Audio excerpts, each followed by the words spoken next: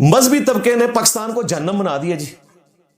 یہ ملک رہنے کے قابل نہیں ہے ان کی وجہ سے. یہ تو اب تھوڑی یہ صفائی ہونا شروع ہوئی ہے نا. ادروائز مجھے بتائیں, اگر ایک مسلمان کسی بریلوی یا دیوبندی کی مسجد میں جا کے پہلی صف میں امام کے پیچھے کھڑے ہو کر رفع الیدین کرے اور اونچی آمین کہے, تو اسے کسی ہندو سے خطرہ ہے, کسی کرسچن سے, کسی سکھ سے نہیں, اس مولانا سے خطرہ ہے جو آگے نماز پڑھا رہا ہے کہ سلام پھیرتے ہوئے پوچھے گا کیڑا جی اونچی آمین کہنے والا, کیڑی جتنا دل مولویوں کا. اور دیکھیں ان کے ڈنگ باہر کے ملکوں میں نکلے ہوئے ہیں, باہر کوئی ممتاز قادری نہیں پیدا ہوگا, ہاں سیدھا سٹن کے جیل چ. یہ سارے کے سارا جعلی قسم کا عشق یہیں پہ ہے, اور یہ سارے نمک حرام قسم کے ملازمین, یہ نمک حرامی ہے نا جی. ممتاز قادری کو بھرتی کیا گیا تھا, تنخواہ دی جا رہی تھی کہ تم نے گورنر کی سیکیورٹی کرنی ہے, تجھے بڑا شوق تھا نا کارنامہ کرنے کا, تو نوکری سے استعفیٰ دے, گھر جا کے بیٹھ, اور پھر جو تو نے لانچ کرنا ہے اپنا معاملہ لانچ کر. لیکن نوکری کے اوپر ہوتے ہوئے اپنی روزی کو حرام کیا اور سلمان تاثیر کو اسیسینیٹ کر دیا. پھر سزا ملی سپریم کورٹ سے, پھانسی چڑھا اور پکڑ کے مزار بنا دیا. اندازہ کریں, شہید ڈکلیئر کرنا تو ایک بہت بڑا جرم تھا, اس مزار بنا دیا, اور اس پہ اس کا ابا اور بیٹا بیٹھے ہوئے نوٹ چھاپ رہے ہیں. یہ اب ویسے مزار آج کل سیل ہے, یہ میں آپ کو خبر بتا دوں. میں تو کئی سالوں سے کہہ رہا تھا کہ سمپل قبر بنائیں, مزار کس چیز کے یار. سب سے بڑی عدالت ایک بندے کو ڈکلیئر کر رہی ہے کہ وہ قاتل ہے, اس کا مزار کیوں؟ اور یہ نہ سمجھیے گا یہ میرا اپنا کوئی ذاتی فتویٰ ہے. احمد بریلوی صاحب نے فتاوی رضویہ میں لکھا, اور حسام الحرمین کی فٹ نوٹ کے اوپر بھی یہی بات لکھی ہوئی ہے. کیا کہ حکمران وقت کے سوا کوئی شخص قانون ہاتھ میں لے کے کسی کو قتل نہیں کر سکتا. یہ اعلی حضرت کا فتویٰ ہے, کیونکہ اعلی حضرت نے جب دیوبندیوں کے اوپر توہین مذہب کے اعتبار سے کفر کے فتوے لگائے تو عرب علماء میں سے ایک عالم نے تقریض لگا کے کہا کہ یہ سارے دیوبندی اور اہل حدیث واجب القتل ہیں. یہ فتویٰ دیا ایک عرب سکالر نے. اعلی حضرت کو فوراً فکر پڑ گئی, انہوں نے فٹ نوٹ لگوا دیا نیچے کہ بھئی قانون ہاتھ میں نہیں لینا, یہ حاکم وقت کا کام ہے, اور اگر حاکم وقت نہیں کرتا تو معاملہ اللہ کے سپرد. اعلی حضرت نے ایک دن بھی جیل نہیں کاٹی, ورنہ جو جو کارنامے انہوں نے کیے ہوئے نا, پوری زندگی اس بندے نے جیل میں رہنا تھا اگر حضرت گورا شریف کی حکومت نہ ہوتی.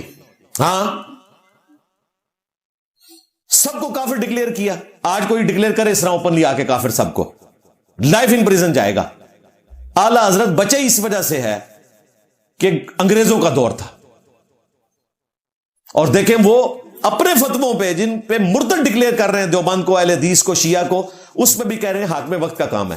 اور خود ہمارے جو ایکس مرشد ہیں باپا جانی, جو روحانی اولاد ہیں اعلی حضرت کی, ان کی بھی ویڈیو موجود ہے کہ میرا کوئی مرید قانون ہاتھ میں نہ لے, حکومت کا کام ہے. کیونکہ ممتاز قادری بھی انہی کا مرید تھا, تو اس وقت ان کو یہ ویڈیو ریلیز کرنی پڑی.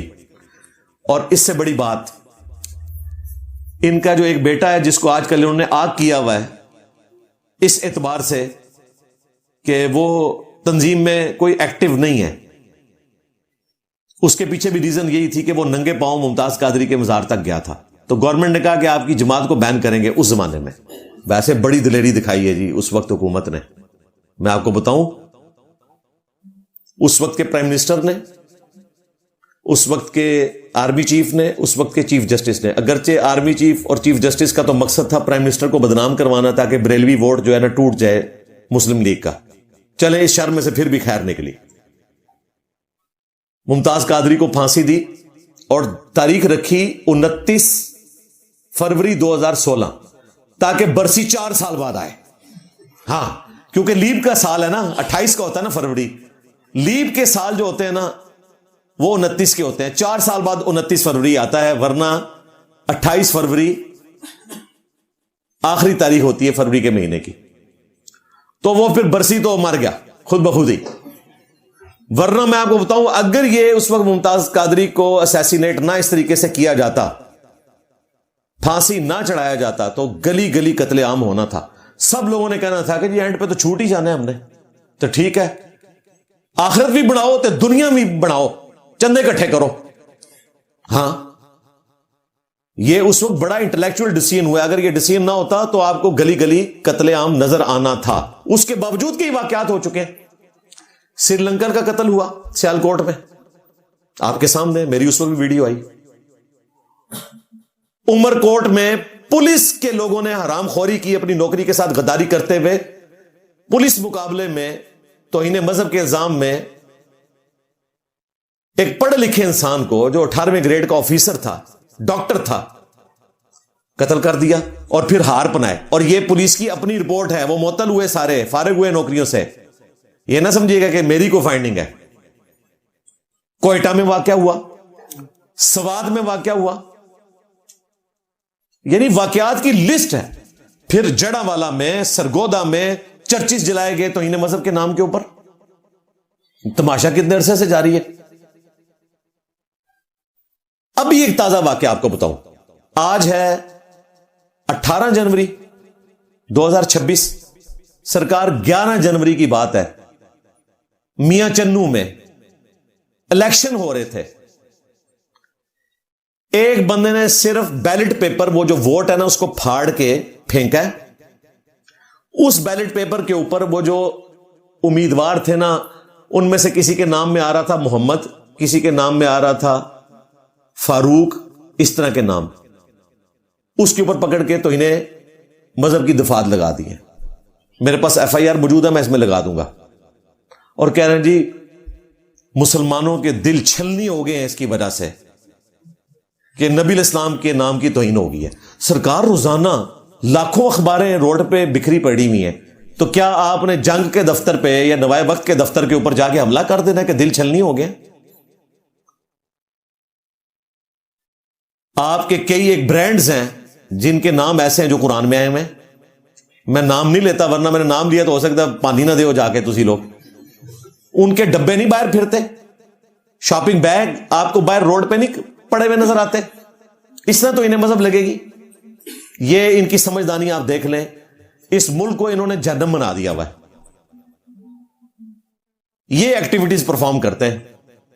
اور حالت یہ ہے کہ ان سے اگر آپ نماز سنیں, کسی کو نماز نہیں آتی ہوگی, قرآن ترجمے سے سنیں, قرآن ترجمے سے نہیں آتا ہوگا, نہ ان کو آتا ہوگا, نہ مولوی جو ان کو اکٹھا کرتے ہیں ان کو آتا ہوگا کچھ. اور ان کے دل دکھے میں جناب نبی اسلام کی توہین ہو گئی ہے. توہین تو تم لوگ کر رہے ہو کہ تم نے سواریاں سوار کی مکے اور مدینے کے نام کے اوپر اور پھینکی جا کے بغداد شریف, اجمیر شریف, دیوبند شریف, بریلی شریف. غداری کی اپنے نبی کے ساتھ, اللہ رسول کے نام کے اوپر چندے اکٹھے کیے, جائیدادیں بنا لی. تو اتنا بڑا جو تم نے جرم کیا تھا, تمہاری سزا اتنی بڑی ہونی چاہیے تھی. ہاں میرے نبی سا ہے ہی کوئی نہیں, تیرے بابے تھے شے ہی کوئی نہیں. جرم ہی بہت بڑا کیا تم لوگوں نے اور کنٹینیوس کر رہے. علماء کرام جو جید ہیں, علماء کرائم نہیں ہیں, علماء پرائم ہیں, میں ان سے ریکویسٹ کروں گا کہ اگر آپ لوگ چاہتے ہیں کہ کوئی اسلام کی عزت باقی رہے, مسلمان آپ لوگوں کی بھی عزت کریں, تو اس طرح کی ایکٹیویٹی سے پیچھے ہٹیں. ورنہ یہ جو تماشا آپ لوگوں نے لگایا ہوا ہے, میں آپ کو بتاؤں ہماری آنے والی نسلیں ایسے ریلیجن سے بالکل متنفر ہیں جو ریلیجن کی پکچر آپ لوگوں نے پیش کی ہے. توہین مذہب کے نام کے اوپر یہ جو زومبیز ہم پہ مسلط کر دی ہیں ان مولویوں نے, ان کی آگ میں خود انہوں نے جلنا ہے. اور آپ نے دیکھا ہے کہ جلے ہیں ایک ایک کر کے سارے.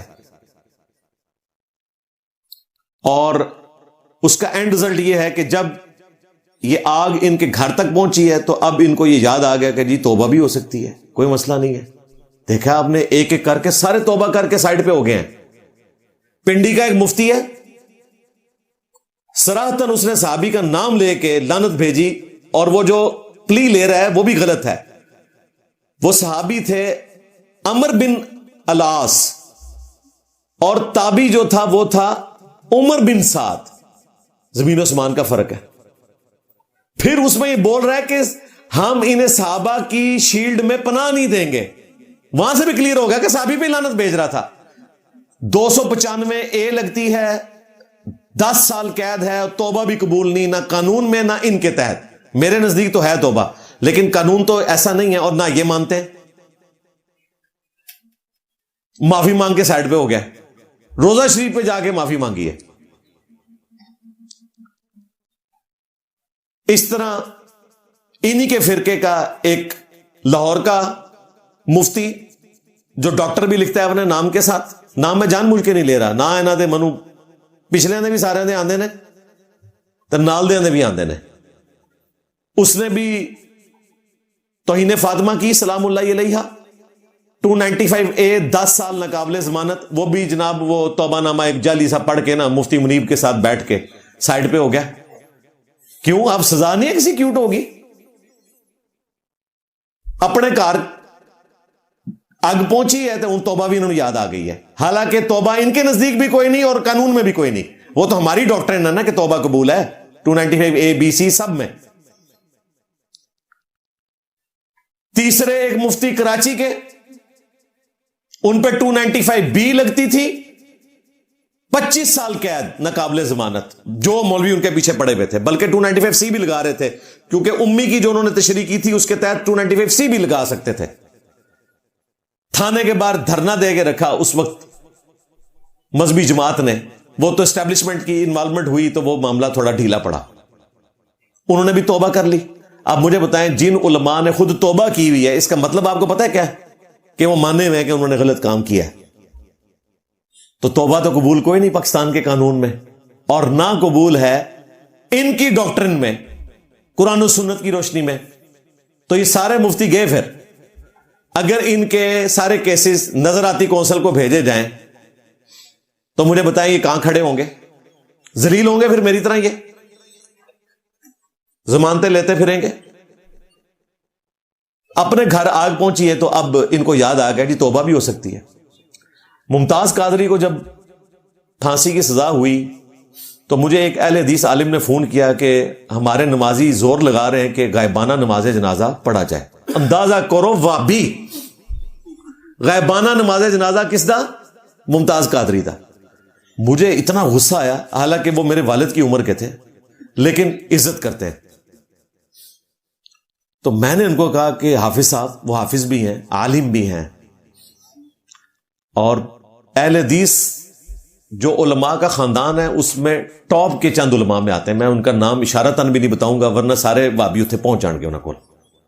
میں نے انہیں فون پہ ڈانٹا, میں نے کہا یہ آپ اپنا غائبانہ نماز جنازہ پڑھو گے, آج ممتاز قادری نکل آئے نا تم سارے وابیوں کو ٹھوک دے. وہ تو تم سب کو گستاخ رسول سمجھتا ہے. جی, اعلی حضرت نے احکام شریعت میں جب ان سے پوچھا گیا وہابیوں کے ذبیحے کے بارے میں اور کرسچنز کے اور جوز کے, تو انہوں نے کہا کہ وہابی ہوں, اور پھر بریکٹ خود کھولی, دیوبندی, اہل حدیث, رافضی یعنی کہ شیعہ, اور قادیانی کافروں کو ساتھ ذکر کیا, اور نیچری سر سید احمد خان کے ماننے والے, یہ سب کے سب 1,00,000 دفعہ بھی اللہ کا نام لے کر ذبیحہ کریں تو ذبیحہ مردار رہے گا. یہ سب کے سب مرتد یعنی کہ واجب القتل ہیں. البتہ یہود و نصارہ کا ذبیحہ حلال ہے. یعنی اعلی حضرت کے نزدیک جو وہابی ہیں, دیوبندی, اہل حدیث اور اہل تشیع, یہ قادیانیوں کے برابر اور یہود و نصارہ سے بدتر ہے. مجھے کہتے ہیں جینے صاحب کہتے ہیں نہیں قادیانی ہے تو کافر لیکن یہود و نصارہ سے بہتر ہے. اور سرکار میں تو یہ کہنا نا, اعلی حضرت کہتے ہیں تسی یہود و نصارہ تو گئے گزرے ہو, لو سامو اپنی منجی ٹھلے ڈنڈا پھیرو تو پتہ لگے گا کہ تواڈے نال اعلی حضرت نے کہ کام پا کے گئے نے. اور پھر ملفوظات اعلی حضرت جو ان کے اپنے بیٹے نے جمع کیے, مصطفیٰ رضا خان نوری, اور جس حصے میں یہ ہے وہ اعلی حضرت نے خود پڑھا ہوا ہے. پوچھا گیا کہ جی وہابیوں کے پیچھے نماز پڑھ لیں, انہوں نے کہا وہابی, دیوبندی اور اہل حدیث نہ ان کی نماز ہے نہ جماعت ہے, ان کی تو اپنی نماز نہیں ہوتی, تمہاری ان کے پیچھے کیا ہوگی. پوچھا گیا مسجد میں پڑھ لیں, کہا کفار کی مساجد گھروں کی مثل ہیں, جس طرح گھر میں مجبورا نماز ہو جاتی ہے یہ کافروں کی مسجدیں ہیں. اعلی حضرت کو یہ بھی شرم نہیں ہے کہ کافروں کی مسجدیں نہیں ہوتی, کافروں کی عبادت گاہیں ہوتی ہیں. اور اذان کا پوچھا گیا, انہوں نے کہا جن کی نماز نہیں ہے ان کی اذان بھی باطل ہے, سوائے اس کے کہ اللہ کے نام پہ عز و جل کہہ لو اور نبی علیہ السلام کے مبارک نام پہ دروشی پڑھ لو، اس سے زیادہ کوئی اذان کا احترام نہیں۔ پھر بابا جی خادم رضوی تے گرجے نے، انہوں نے کہا چھڑ دو وہابیاں دی اذان دا کی احترام، یہ تے سوراں دے سور نے۔ کہنا انہاں بڑیاں دا اخلاص منگو تو بڑے بڑے لوگ ہم گداواں نو خیر پا ہی دیں گے۔ چلو جی چلیے، او بھابیاں دی اذان اے تے کڑا دے اے تے سور ہیں۔ چلو چلیے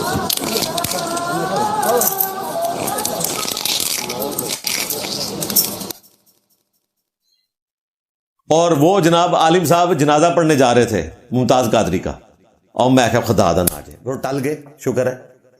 تو اب کبھی کبھار میں ان کو فون پہ چھیڑتا ہوں، میں کہ ہاں جی اپنا جنازہ پڑھنا جائے، اپنا جنازہ پڑھنا تھا، ظاہر ہے وہ تو آپ لوگوں کو کافر سمجھتے ہیں۔ تو اس قسم کے جب علماء کی طرف سے یہ چیز ہوگی تو پھر یہی کچھ ہوگا، اور یہ کام پیچھے سے بگڑا ہوا ہے۔ صرف ممتاز قادری کو نہیں ہیرو بنایا گیا، ہمارے سلیبس کی کتابوں میں غازی علم الدین کو بھی جناب ہیرو بنا کے پیش کیا۔ کس چیز کا ہیرو بھائی؟ ایکسٹرا جوڈیشل طریقے سے اس نے قتل کیا ہے۔ اعلی حضرت کے نزدیک غازی علم الدین نے جو کچھ کیا وہ غلط تھا۔ لو سامو منو نہ کچھ کہنا، ہاں غازی علم الدین کے عمل کو اعلی حضرت نے غلط کہا ہوا ہے۔ کیوں؟ انہوں نے اسامہ الارمین میں بھی لکھا، فتاوی رضویہ میں لکھا کہ صرف حاکم وقت کا کام ہے کہ وہ گستاخ کو قتل کرے گا اور کوئی گستاخ کو قتل نہیں کر سکتا، اور انہوں نے ساتھ یہ بھی لکھا کہ اگر کوئی اس طرح گستاخ کو قتل کر دے تو قاتل کو بھی سزا دی جائے گی، لہذا ممتاز قادری کی پھانسی اعلی حضرت کے تحت 100% درست ہے۔ ممتاز ان کے تھے جان گے کھلوتے ہی اعلی حضرت ہوتے نے، ہاں گئے تو اعلی حضرت اس کو جسٹیفائی کر کے گئے ہیں کہ بالکل ٹھیک پھانسی لانی ہے جڑی تسی لائی ہے بائی ممتاز قادری نو۔ تو غازی علم الدین کی بھی ظاہر ہے اس نے ایکسٹرا جوڈیشل کام کیا، اور آپ اس کی جو 31 اکتوبر 2020 کو جب اس کی برسی تھی نا غازی علم الدین کی، تو بی بی سی نے باقاعدہ ایک رپورٹ چھاپی تھی جس میں 1929 کی جو کورٹ کی پروسیڈنگ ہے لاہور ہائی کورٹ کی، وہ انہوں نے اس میں دکھائی ہوئی ہے، وہ ہم ڈسپلے کروائیں گے۔ غازی علم الدین نے صحت جرم سے انکار کیا ہوا ہے۔ ہاں یہاں میرے پاس بھی جتنے آئے ہیں نا، آنے سے پہلے انہوں نے رکے لکھے ہوتے ہیں، پھندے کو چوم لوں گا، اگلے دن صحت جرم سے انکار کرتے ہیں اور ضمانت اپلائی کرتے تھے۔ بڑا بھی ان کا یہی تھا۔ اس سے انہوں نے پوچھا کہ جناب تو بازار گیا تھا، چھری لی تھی تو نے؟ اس نے کہا میں تو سبزی کٹنے سے لی سی۔ انہوں نے کہا کپڑے تیرے ہیں یہ خون آلود؟ وہ کہتا جی یہ قمیض میری ہے، شلوار میری نہیں ہے۔ عجیب مذاق کا خیز قسم کی وہ پروسیڈنگ ہے، میں لگا دوں گا، آپ ذرا پڑھیں تو آپ کو پتا چلے گا۔ تو میں رنگے ہاتھوں پکڑا گیا، وہ کہتا ہے جی مجھے انہوں نے ویسے ہی پکڑ لیا، میرے اوپر جو چوری کا انہوں نے الزام لگایا اور قتل کا الزام لگایا، نہ میں چوری کے لیے آیا ہوں نہ میں نے کوئی قتل کیا۔ خیر وہ انگریز کی حکومت تھی، اسے قتل کیا گیا۔ اور پاکستان کی آپ حالت دیکھیں، وہ میاں والی جس جیل میں رہا نا، وہ آج تک وہ جو ڈیتھ سیل ہے نا، وہ موت کی چکی، وہ انہوں نے آنری طور پہ نا سنبھال کے رکھی ہے کہ جی نبی علیہ السلام یہاں تشریف لائے تھے، نعوذ باللہ، اندازہ کرے غازی علم الدین کو ملنے کے لیے۔ وہ چکی انہوں نے لاک کر کے رکھی ہوئی ہے، ادھر ہی انہوں نے دفنا دیا۔ پھر ڈاکٹر اقبال آپ کو پتا ہے انگریزوں کی نظر میں رسپیکٹیبل پرسنالٹی تھے، ظاہر بہت بڑی پرسنالٹی تھے، سر کا لقب ملا ہوا تھا۔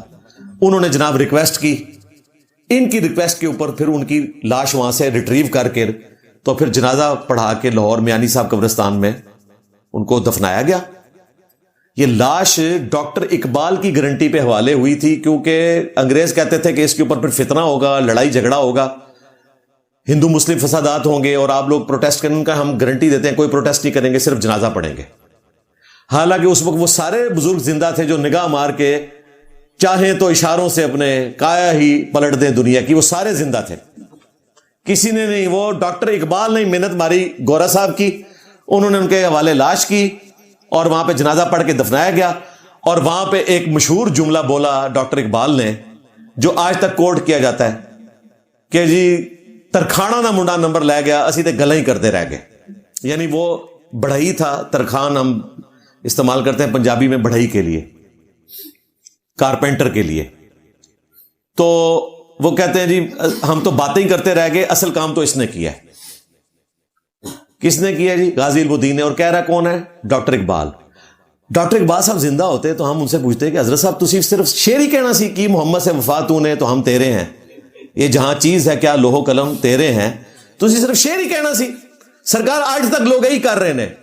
جی ہاں, ممتاز قادری کا معاملہ ہوا ہے تو خادم رضوی کے بیٹے نہیں گئے سلمان تاثیر کو اسیسینیٹ کرنے, کسی کا بیٹا ہی ورگلایا انہوں نے. اور وہ پنڈی کا مفتی جس کی تقریر, جس نے وہ کالی پگڑی پھینک دی تھی ایسے غصے میں تقریر کر کے, جس کی تقریر سے متاثر ہو کے ممتاز قادری نے یہ نمک حرامی کی اپنی نوکری کے ساتھ, بعد میں اسٹامپ پیپر لکھ کے وہ کہتا ہے جی میرا تو کوئی تعلق ہی نہیں اس کے ساتھ. اور اب حالت یہ ہے کہ پچھلے دنوں جب اس کا انٹرویو لیا ارشاد بھٹی صاحب نے تو اس میں پتہ کیا کہہ رہا ہے؟ ممتاز قادری صاحب نہ شہید کہہ رہا ہے نہ رحمت اللہ علیہ کہہ رہا ہے. لو سامو تسی نوٹ ہی نہیں کیتا. ہاں میں تو دسے نا بنو امیہ دی چالاں جتنے ختم ہوندی ہیں نا اتنے میری عقل سٹارٹ ہوندی ہے. ممتاز قادری صاحب نہ شہید بول رہے ہیں نہ رحمت اللہ علیہ بول رہے ہیں. پتہ ہے کم پوایا ہوا ہے انہیں نال ہو کے, با اسٹامپ پیپر لکھ کے سائڈ تے ہو گیا. تو یہ سارے بعد میں ہی سامنے آتے ہیں, چاہے وہ ڈاکٹر اقبال ہوں تو چاہے آج کے لوگ ہوں. ڈاکٹر صاحب تو شعر ہی سناندے رہے کہ ترکھانہ دا منڈا نمبر لے گیا, اور ڈاکٹر صاحب کو یہ زیب نہیں دیتا تھا. صرف ڈاکٹر صاحب نے اپنا وہ ایک مسلم کمیونٹی میں نام بنانے کے لیے جملہ بولا, ورنہ ان کو بھی پتا تھا کہ یہ اس نے غیر قانونی کام کیا. اور بعد میں کورس کی کتابوں میں بھی ابھی مزار بھی بنا ہوا ہے. تو پھر اسی قسم کے بچے آگے پروڈیوس ہونے تھے نا بھائی. اور آج کے جو بچے ہیں وہ تو کسی نان مسلم کو مار ہی نہیں رہے, وہ تو مسلمانوں کو مار رہے ہیں. فرانس تو کوئی پہنچ ہی نہیں رہا. ہماری گاڑیوں کو آگ لگا رہے ہیں, ہمارے بینک لوٹ رہے ہیں آپ کے سامنے, اور ریاست ان کے سامنے بے بس ہوئی ہوئی تھی. اللہ کا شکر ہے کہ اب ریاست نے ہارڈ اسٹیٹ جب بنی ہے اور ان کو قابو کیا ہے, ادروائز تو جو انہوں نے تباہی کی ہے وہ تو آپ کے سامنے. اور جو انہوں نے بچوں کے ذہن خراب کر دیے, ہماری نسلوں کو انہوں نے پرورٹڈ کر دیا, اس کی ریمیڈی تو ہونے والی نہیں ہے, 2-3 ڈیکیز چاہیے اس کے لیے. اس فتنے میں انٹلیکچوئل اور علمی لیول کے اوپر جس نے پھونک بھری وہ تھا ابن تیمیہ, المتوفی 728 ہجری. ابن تیمیہ نے کتاب لکھی الصارم المسلول علی شاتم الرسول, یعنی ننگی لٹکتی ہوئی تلوار ایک گستاخ رسول کے اوپر, یہ کتاب کا نام ہے. اور اندازہ کریں لکھی ہے ایک وہابیوں کے بڑے نے, اور اس کا ترجمہ اور شرح بریلویوں نے پرنٹ کی ہوئی ہے. ابن تیمیہ کی کتاب ایک پیج کے اوپر, یہ ہے سیم پیج. اور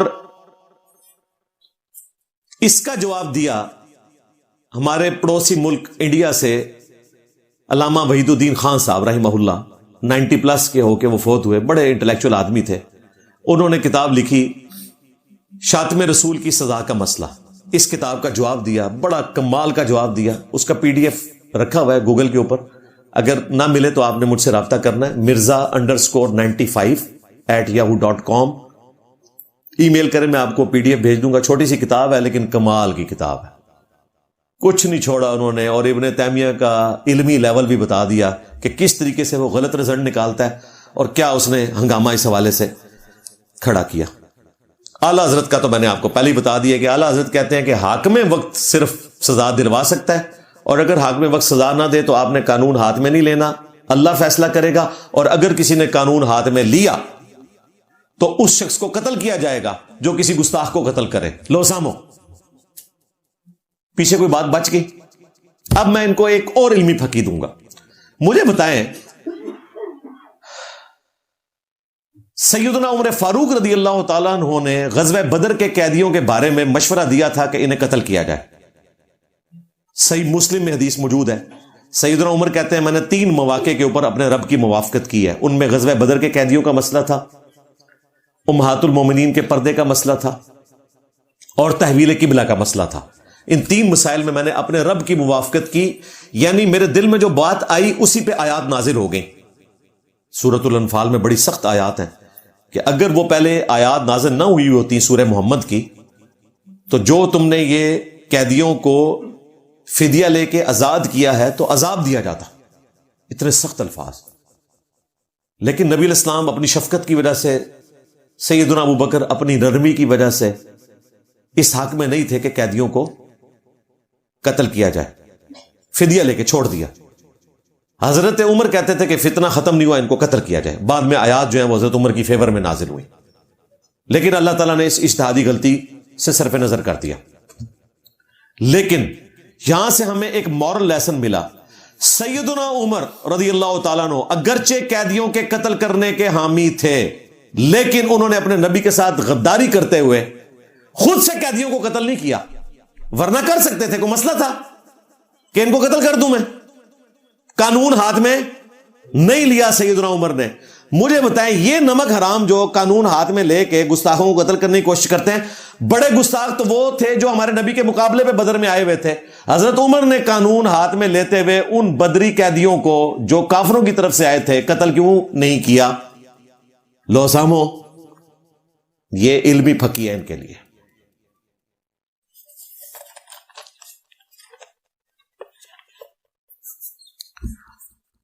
جہاد کے نام کے اوپر جو اس امت میں فراڈ جاری کیا ہے انہوں نے, اس کو بھی وہ جہاد کہتے ہیں. یہ گستاخوں کو قتل کرنا. گستاخ کون؟ اپنے مسلمان بھائی. جہاد نام کی جتنی بدنامی مسلمانوں نے کرائی ہے نا, انٹرنیشنل لیول کے اوپر بھی آپ دیکھ لیں. ہم کتنے خوش تھے کہ جی ہمارے پڑوسی ملک سے امریکہ دفع ہوا ہے, اب ایک مسلمانوں کی حکومت آئی ہے, اور یہاں پہ آپ کو دیوبندیوں نے پڑھایا ہوا تھا کہ جناب امیر المومنین کی حکومت آ گئی ہے, اور جس دن طالبان کی حکومت آئی, ایک بریگیڈ جائے گی غزہ فلسطین آزاد کرانے کے لیے, ایک جائے گی کشمیر. وہ تو انڈیا کی گود میں بیٹھ گئے ہیں, وہ تو کشمیریوں کے خلاف ہیں پاکستان کے بکس کی وجہ سے. لو سامو, اے تواڈے مسلمان بھرا داڑیاں پگڑیاں والے, اور میں ہمیشہ سے کہہ رہا تھا یہ پشتون موومنٹ ہے, اس کا اسلام سے کوئی لینا دینا نہیں. ایک دیوبندی فرقے کی پشتون موومنٹ ہے, نہ اسلام کی حکومت ہے اور نہ یہ نمائندہ ہے سارے کے سارے افغانستان کی. اور وہ آپ نے دیکھ لیا. اور اب حالت یہ ہے کہ پہلے یہ پشتون لڑ رہے تھے امریکہ کے خلاف, اب امریکہ کی جگہ پہ یہ آگے بیٹھ گئے یعنی حکومت میں, اور داعش ان کے خلاف لڑ رہی ہے. یعنی طالبان جو 8 سے 7-8 سال پہلے جس سٹیٹس پہ تھے, ادھر آ کے داعش بیٹھ گئی ہے, وہابی اہل حدیث کے جماعت. حکومت میں طالبان آ گئے, اور اب پھر یہ آپس میں لڑ رہے ہیں, کیونکہ وہ کہتے ہیں ہمارا امیر المومنین مانا جائے گا, یہ کہہ رہے ہیں ہمارا امیر المومنین مانا جائے گا. یہ ٹوٹل فراڈ کے اوپر سارے کا سارا جہاد کا معاملہ چل رہا ہے. اس جہاد میں کوئی کافر قتل نہیں ہو رہا, سارے کے سارے مسلمان قتل ہو رہے ہیں. اور میں بالکل ایگری کرتا ہوں جو پاکستان کی ریاست نے ان کے لیے ٹرم ڈیوائز کی ہے, خوارج. بالکل خوارج. بخاری مسلم میں حدیث ہے کہ خوارج کی نشانی یہ ہے کہ کافروں کو چھوڑ دیں گے, مسلمانوں کو قتل کیا کریں گے. آج دیکھ لیں کافروں سے انہوں نے دوستیاں گانٹی ہوئی ہیں. امریکہ آج بھی ان کو ملینز آف ڈالر دیتا ہے اکانومی کے لیے, اور انڈیا سے بھی لے رہے ہیں. مار رہے کن کو ہے؟ مسلمانوں کو مار رہے ہیں, اور یہ جہاد کر رہے ہیں. 100 سے زیادہ اہل حدیث علماء قتل ہو چکے ہیں افغانستان میں. یہ میں اپنے فگر نہیں بتا رہا, یہ اہل حدیث عالم نے خود ویڈیو میں بتایا. اہل حدیث 100 علماء ہمارے کئی اسٹوڈنٹ ہیں رفع الدین کرنے کے اوپر, ان کو صعوبتیں برداشت کرنا پڑی ہیں. یہ کون سی اسلامک گورنمنٹ ہے جی جس میں آپ رفع الدین نہیں کر سکتے؟ میں تو کہتا ہوں پھر یورپ اور امریکہ بہتر ہے کہ جہاں آپ رفع الدین کریں, ہاتھ چھوڑ کے پڑھیں, ہاتھ باندھ کے پڑھیں, آپ کے کوئی شولڈر نہیں توڑے گا. تشہد میں انگلی یوں ہلانے کے اوپر آپ کی انگلی نہیں کاٹی جائے گی. لیکن یہی کچھ افغانستان میں ہو رہا ہے. مجھے چھوڑ دیں, آپ صرف اہل حدیثوں سے پوچھیں کہ ان کے علماء اور ان کے عوام کے ساتھ کیا کر رہی ہے یہ دیوبندی حکومت پشتون. مجھے تو چھوڑ دیں, مجھے بیچ میں سے نکال دیں. ہمارے اسٹوڈنٹ کے ساتھ جو ہو رہا ہے وہ چھوڑ دیں. یہ تو خود فرقے ایک دوسرے کے بھائی ہیں نا, آپس میں کہتے ہیں جناب اسلامی حکومت آ گئی. وہابی بھی سارے ملے ہوئے تھے کہ جناب اسلامی حکومت آ گئی ہے. اسلام کچھ نہیں یار, چھوڑ دیں. ابھی تو ذاتی کریکٹر ان لوگوں کے وہ تو چھوڑ ہی دیں. آپ کیا ہے ہومو سیکچوالٹی کا گڑھ دنیا میں اگر کوئی ہے نا تو وہ افغانستان ہے. آج سے نہیں, گوروں کے دور سے. اس زمانے میں جن لوگوں نے, گوروں کے جو لٹریچر کی فیلڈ کے لوگ تھے, جو انہوں نے ناول لکھے ہوئے نا, اس میں انہوں نے افغانستان کے لڑکوں کی اور پتہ نہیں کتنی چیزوں کی تعریفیں کی ہوئی ہیں اپنے لٹریچر کے اندر. اور پورا یورپ جو ہے نا وہ بے حیائی کے لیے یہاں آتا تھا. کندھار میں اور کابل کے اندر یہ گڑھ تھا, بس چلتی تھی باقاعدہ. آج بھی اسی طریقے سے معاملات چل رہے ہیں. ملا عمر کی جو موومنٹ تھی وہ سٹارٹ ہی انہی چیزوں کے خلاف ہوئی تھی, جو یہ بدفعلی کا معاملہ ہے. لیکن الٹیمیٹلی اب حالت یہ ہے کہ اچھے لوگ بھی ہیں ان میں، لیکن ان میں بھی یہ چیزیں ہیں، کئی لوگوں کی ویڈیوز لیک ہوئی ہیں، ان کے حکومتی عہدیداروں کی ویڈیوز لیک ہوئی ہیں، پھر سزائیں بھی ہوئی ہیں. تو یہ جہاد کے نام کے اوپر صرف ڈرامہ بازی جاری ہے، کوئی یہ جہاد نہیں ہے. اور یہ کون سا جہاد ہے کہ پاکستان میں ٹوکوں کے اوپر لبیک یا رسول اللہ لکھا ہوا ہے جناب. یہ ٹوکا نہیں ہوتا جو گوشت کاٹنے والے، یہ ان کے اوپر لکھا ہوا ہے لبیک یا رسول اللہ. یہ کون سا اسلام ہے جی؟ وَمَا أَرْسَلْنَاكَ إِلَّا رَحْمَةً لِلْعَالَمِينَ. یہ ہم کہاں لکھیں گے اگر آپ نے ٹوکے کے اوپر لکھ دیا لبیک یا رسول اللہ؟ یہ نبی الاسلام نے آپ کو سکھایا کہ آپ نے ٹوکے کے اوپر لبیک یا رسول اللہ لکھنا ہے، اور اس کے بعد یہ ٹوکا چلانا ہے آپ نے مخالف فرقے کے اوپر. آج تک کسی بریلوی کے اوپر 295C نہیں کٹی. سوچنے کی بات ہے نا، بات تو صحیح ہے. یہ لادہ بات ہے کہ میں نے بریلویوں کے پرانے بزرگ اور آج کے بزرگ سارے ہوتے 295C کٹوا دیتی جائے انٹلیکچولی. میرے نبی سا ہے ہی کوئی نہیں، تیرے بابے تھے شاہی کوئی نہیں، یعنی چشتی رسول اللہ، ہاں شبلی رسول اللہ، صادق رسول اللہ. ایک 295C کٹی ہوئی ہے نا. میرا جھنڈا محمد کے جھنڈے سے بڑا ہوگا اور محمد اور تمام انبیاء میرے جھنڈے کے نیچے ہوں گے، نعوذ باللہ. ہاں میں ہی موسیٰ ہوں، میں ہی عیسیٰ ہوں، میں ہی ابراہیم ہوں، میں ہی محمد ہوں. ہاں بازید بستامی کے دعوے،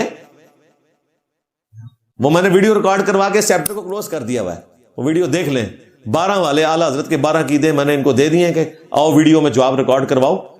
چھوڑو ان چیزوں کو، آپ پبلک کو آپ سیٹسفائی کرو، اپنے عوام کو. اور سکول کے بچوں کو یہ رٹوائی ہوئی، میں آپ کو ویڈیوز اس ویڈیو کے اندر ہم ایڈ کر دیں گے. چھوٹے چھوٹے سکول کے بچے اور وہ نعرے لگا رہے ہیں من سب نبی فاقتلوہ، جو نبی کو گالی دے اسے قتل کر دو. اور وہ نعرے مر، اور تلواریں اٹھائی ہوئی ہیں لکڑی کی، اور وہ تلوار کسی غیر مسلم پہ نہیں چلنی آپ کے اوپر ہی ہے. یہ کتنے دکھ کی بات ہے. نبی الاسلام کے مبارک نام کے اوپر مسلمانوں کو ذبح کریں گے. چھوٹے چھوٹے سکول کے بچوں کو یہ ٹریننگ دے رہے تھے. اور حدیث وہ بیان کر رہے ہیں جو جھوٹی اور جعلی حدیث، نبی الاسلام کے اوپر جھوٹ باندھا ہوا. سرکار دو عالم صلی اللہ علیہ وسلم نے ارشاد فرمایا قیامت تک جو بندہ بھی نبی کے بارے میں بات کرے، کسی بھی نبی کے بارے میں بات کرے، اس کو کاٹ کے رکھ دے. یہ سرکار نے فرمایا. نعرہ سنا ہوا گستاخ نبی کی ایک سزا، سر تن سجدہ، سر تن سجدہ. لہجہ اپنے اندر رکھو کہ جڑا بندہ بھی سرکار کے بارے گل کرے گا، سرکار دو عالم صلی اللہ علیہ وسلم کے بارے گل کرے گا، تو ان کا ایک ہی حال ہے، کی حال ہے من سب نبی فاقتلوہ. ہر بچہ اسلام میں یاد کرے، حدیث مبارک ہے سرکار کی حدیث ہے کہ یہ من سب نبی فاقتلوہ، من سب نبی اسی کہنا فاقتلوہ، من سب نبی، من سب نبی.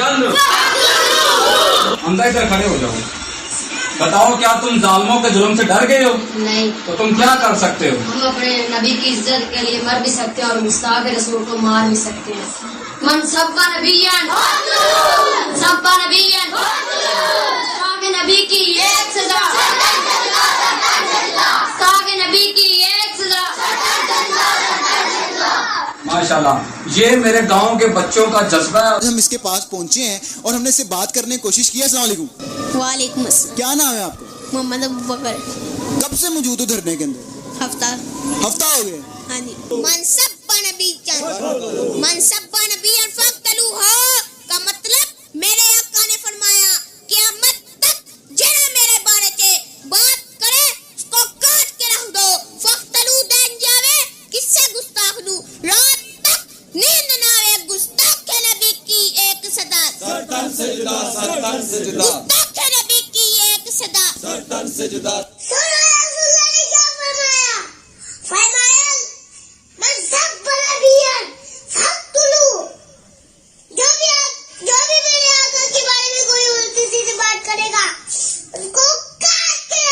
منصب نبی، منصب نبی، منصب نبی. منصب نبی فاقتلوہ، یہ حدیث ضعیف حدیث نہیں ہے، گھڑی ہوئی حدیث ہے، جھوٹی، اور ہماری کسی مین اسٹریم کی کتاب میں موجود نہیں ہے. دور کی کتاب میں المعجم الاوسط امام طبرانی کی کتاب میں ہے، اور مجمع الزوائد میں امام ابن حجر اسقلانی کے استاد امام حاسبی نے اس کو لیا ہے اور اس کے ساتھ لکھا ہے انہوں نے کہ امام نسائی نے اس میں ایک راوی ہے عبید اللہ بن محمد، اسے کذاب ڈکلیئر کیا ہے، جھوٹا تھا وہ.